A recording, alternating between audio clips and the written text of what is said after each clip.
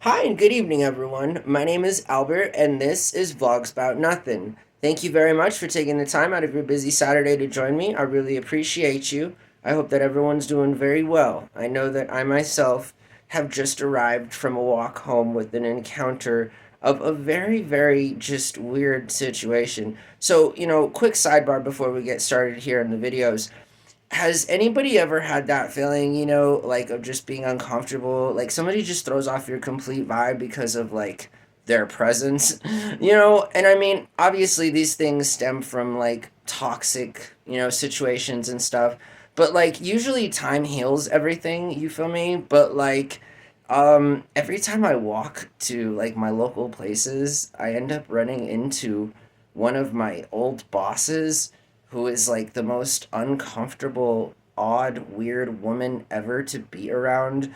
I mean, seriously, yeah, like it gets pretty deep, but regardless, I just find it odd that this very, very ugly person is like, still in my purview as I like try to live my life.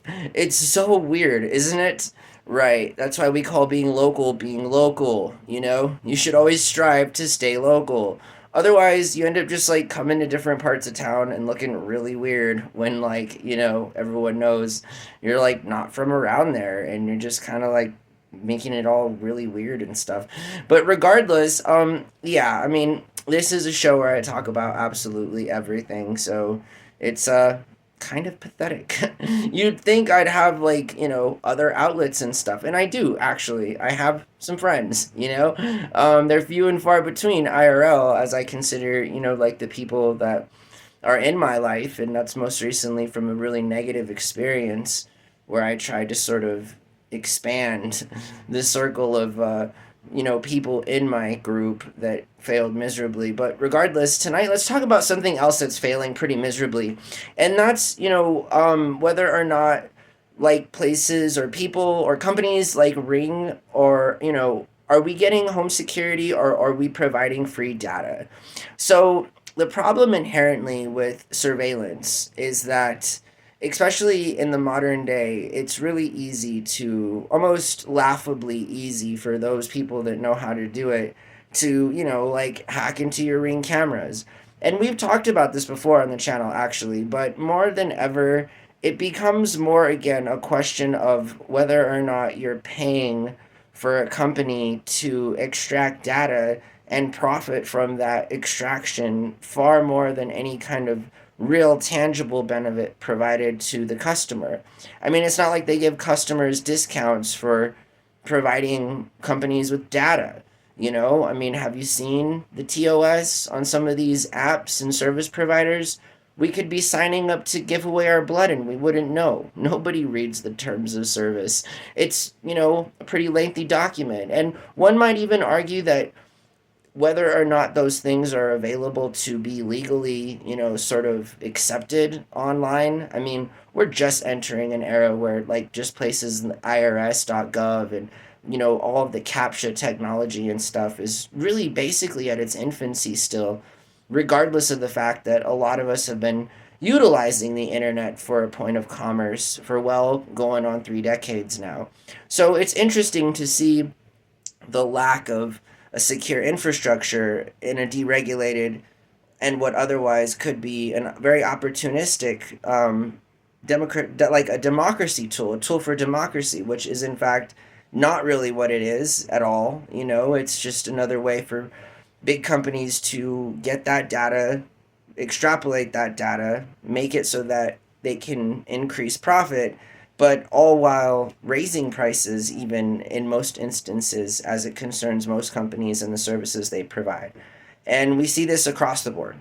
Places like Ring, again, like companies like Ring, are just, I think, in my opinion, inherently sketch. I think surveillance is inherently sketch in that when you provide a company, a large company, with access to your life, I mean, essentially, that's what you're doing. And we all kind of provide that informed consent through the manipulation of TOS and stuff to begin with as just everyday consumers. As in, if we choose not to accept the terms of service on some websites, we simply can't use them. And my argument would be, is that legal? Like, can you provide somebody with an option and then, if it's not the right answer, deny them service? I thought that was kind of like the basic premise of what discrimination could be.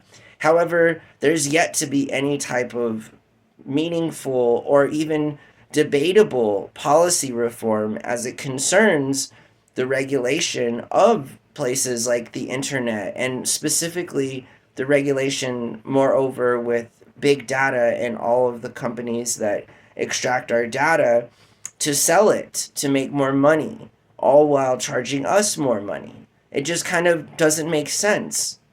So I just like to think about things like that don't make sense because it's really interesting. And I feel like, again, Ring camera service providers are just, there would be no crime in the world if people had what they need. If there were not crimes of opportunity, because that opportunity allows for people to survive, again, there would be no property crime. There would be nobody breaking into anybody else's home. There would be really no need, essentially, for such rampant home security, again, as it only provides the real kind of benefit that it does to those companies that are honing in on those services.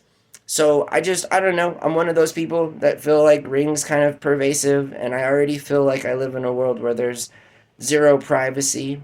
There have been authors that have compared owning guns, to like owning a firearm, and that it's quite a powerful tool, but it's really only as powerful as that person makes it out to be, and quite often it's not used in that kind of a way so much as it's used to monitor what everyone's doing at all times, just to, I don't know, make sure people are following the rules or something.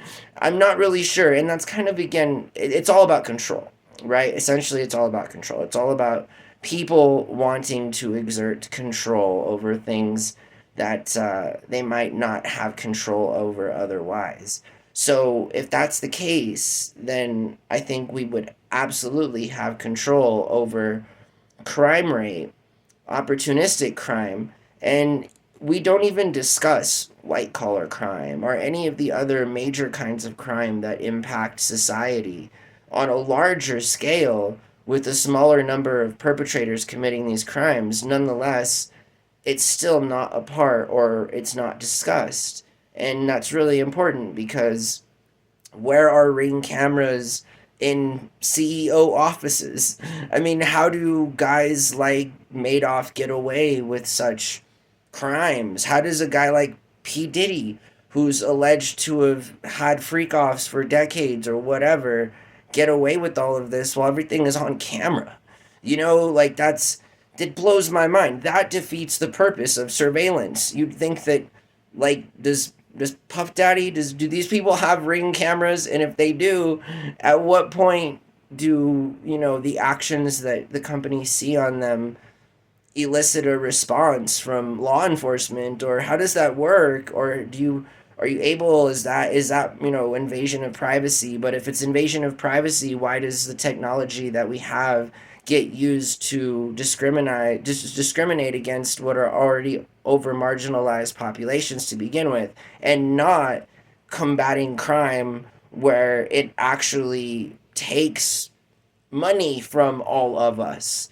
So again, it's weird where the standard in society is that we all need a Ring camera in front of our front doors, but we don't want surveillance in corporation offices, or there's no evidence of video photography or anything ever in the Supreme Court. I mean, there's just different things that we really should be talking about, I feel like. But nonetheless, Ring cameras themselves, I feel like, are just a blockade. They're more of an issue to a bigger problem that wouldn't otherwise be there if the government just decided to take care of the things that it needs to take care of. And, you know, moreover, the things the government needs to take care of in priority are its people, its infrastructure, and then its economy. Because if those areas of society are focused on, I think we'd have the best results. So that's just my idea on what I think about Ring, and how there's a link in the description below to a really cool video that can be referenced. But I really feel, again, like just by carrying around smartphones, we already help other companies profit so much more than we'll ever receive from them in lieu of discounts or savings, or in a real free market economy the price would be driven down, but it's not. And now we see commercials where ISPs guarantee the same price or a price lock for, 5 years out into the future. And that's weird, because I thought at the beginning of the 2010s, all of those price lock guarantees were thrown out of the window because big tech companies weren't sure what it was going to cost to provide the infrastructure to allow for 5G and DSL to take place in, like, on a large scale and stuff to connect everybody. When we've already done that, and the cost of the internet has still it's not gone down, and it's not kept up with inflation. It's just like every other thing that's gone way past inflation and has been blamed on inflation. It blows my mind, I just there's so much more to talk about. We could talk about it forever, but we got to end the video now. So I hope that you guys have a really good night. Thank you for joining me. I feel like the channel has been not lackluster, but I feel like it can be better. I feel like I can be better. I feel like you can be better. I feel like we can all be better. But you definitely have to be consistent first before you can, hone in on your betterment skills. So tomorrow the program changes. I know I've been talking about it for a few days. I'll talk a little bit more about it throughout the videos tonight. But I'm very excited to spend this last, Saturday night with you in this kind of way, because I have a life that I intend on trying to be my best self at. And it's been a long time since I've tried to get back to that. So, yeah, I got to get back to it. It's something like I absolutely have to do. So it's just called growing up. It's just called being an accountable person and trying to make things in a bad situation the best they can possibly be. So hope that you guys have a really good night. Thanks for watching my show. Bye.